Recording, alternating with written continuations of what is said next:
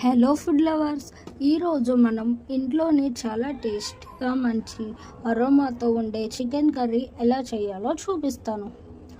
మొదటిగా మనం చికెన్ను బాగా కడిగి నీళ్లు పూర్తిగా వంపేయాలి. తర్వాత ఒక పెద్ద బౌల్లో చికెన్ ముక్కలను తీసుకోవాలి. అందులో పసుపు, కారం, ఉప్పు, గరం మసాలా వేసుకొని బాగా కలుపుకోవాలి.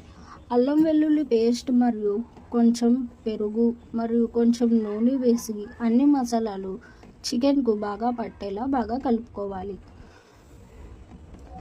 ఇలా బాగా కలిపిన తర్వాత ఈ చికెన్ని సుమారు 30 నిమిషాలు ఫ్రిడ్జ్లో మ్యారినేట్ అయ్యేలా పెట్టుకోవాలి. ఇలా చేయడం వల్ల మసాలా చికెన్ లోపలికి బాగా చేరి కర్రీ చాలా రుచిగా వస్తుంది.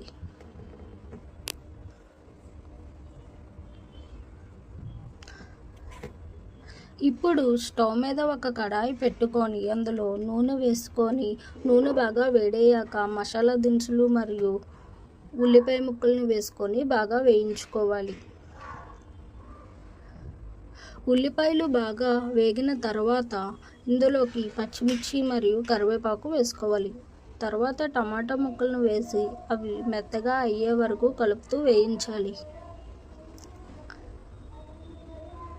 టమాటాలు మెత్తగా అయిన తర్వాత అందులో కొంచెం పసుపు మరియు కారం వేసి బాగా కలుపుకోవాలి.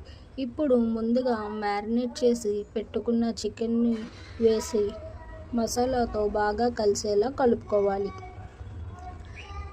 కొంచెం సేపు చికెన్ను అలాగే వేయించాలి. అప్పుడు చికెన్ నుంచి మంచి వాసన వస్తుంది.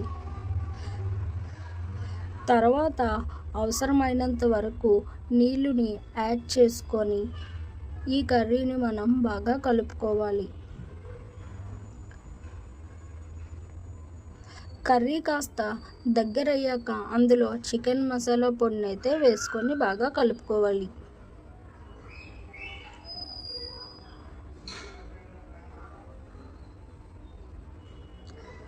మధ్య మధ్యలో కర్రీని కలుపుకుంటూ ఉండాలి.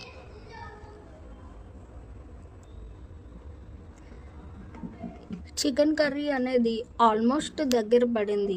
ఇప్పుడైతే మనం చివరిగా కొత్తిమీర వేసి బాగా కలుపుకోవాలి.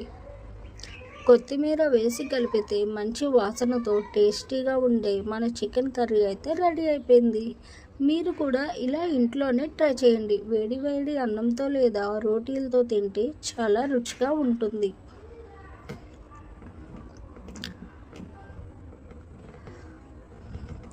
చూసారు కదండి, కర్రీ అయితే చూడడానికి ఎంత బాగుందో. మీరు కూడా ట్రై చేయండి ఫ్రెండ్స్. బాయ్.